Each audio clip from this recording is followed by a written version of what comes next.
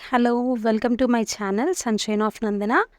ఈరోజు మన వీడియోలో కాజు బటర్ మసాలా ఎలా ప్రిపేర్ చేసుకోవాలో చూద్దామండి. ముందుగా ఒక ప్యాన్లో గీని యాడ్ చేసుకోవాలి. గీని యాడ్ చేసుకొని ఈ విధంగా కరిగించుకోవాలి. దాని తర్వాత మనకు కొద్దిగా జీడిపప్పు,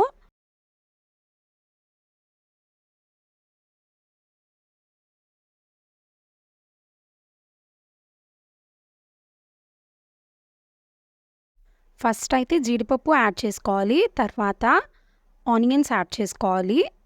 తర్వాత ఫ్లేవర్ కోసం బిర్యానీ ఆకు, తర్వాత టొమాటో యాడ్ చేసుకోవాలి. ఇది ఇలాగా కొద్దిగా మగ్గిపిచ్చుకుంటూ కుక్ చేసుకోవాలండి. మూత పెట్టి మగ్గించాలి.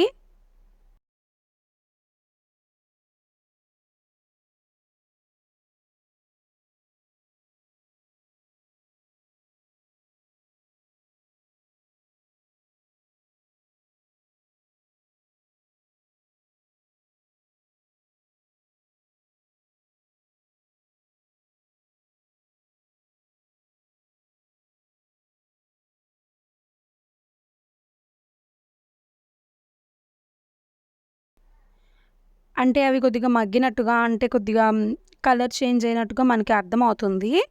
అప్పుడు మనం స్టవ్ ఆఫ్ చేసుకొని మిక్సీ జార్లోకి ఇది పేస్ట్ చేసుకోవడానికి మనము తీసుకోవాలండి. తర్వాత పేస్ట్ చేసుకోవాలి. కొద్దిగా చల్లారిన తర్వాత పేస్ట్ చేసుకోవాలి.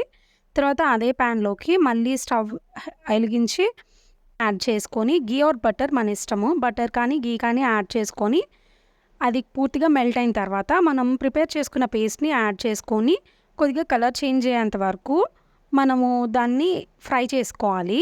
తర్వాత అల్లం వెల్లుల్లి పేస్ట్ 1 స్పూన్ యాడ్ చేసుకుంటే చాలండి. 1 స్పూన్ యాడ్ చేసుకొని దాన్ని కూడా మళ్ళీ పచ్చివాసన పోయేంత వరకు మనము ఫ్రై చేసుకోవాలన్నమాట.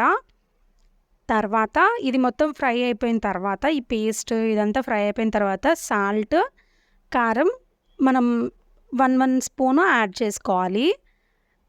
ఇదంతా ఎలా ఫ్రై అయింది అని తెలుస్తుందంటే మొత్తం ఆయిల్ అంతా సపరేట్ అయిపోతుంది. అప్పుడు మనం జీడిపప్పు, ఇప్పుడు కాజు, మనకి మెయిన్ ఇంగ్రీడియంట్ కాజుని యాడ్ చేసుకోవాలి. తర్వాత కాజుని కూడా యాడ్ చేసుకున్నాక 1 మినిట్ అలా మగ్గించి దాని తర్వాత వాటర్ యాడ్ చేసుకోవాలి. వాటర్ యాడ్ చేసుకొని ఇంకా బాయిల్ చేసుకోవాలండి. అంతే, simple process. And then add cream, మీగడ యాడ్ చేసుకుంటే మంచి టేస్ట్ వస్తుంది కర్రీకి. తర్వాత కసూరి మేతి అండ్ నిమ్మకాయ కంప్లీట్ అయిపోతుంది అని అనిపించాక కసూరి మేతి ఉంటుంది కదండి, కసూరి మేతి యాడ్ చేయాలి. కసూరి మేతి యాడ్ చేసుకొని ఒకసారి తిప్పుకొని దాని తర్వాత నిమ్మకాయని కట్ చేసుకొని ఇంకా నిమ్మకాయ జ్యూస్ని యాడ్ చేయడమే.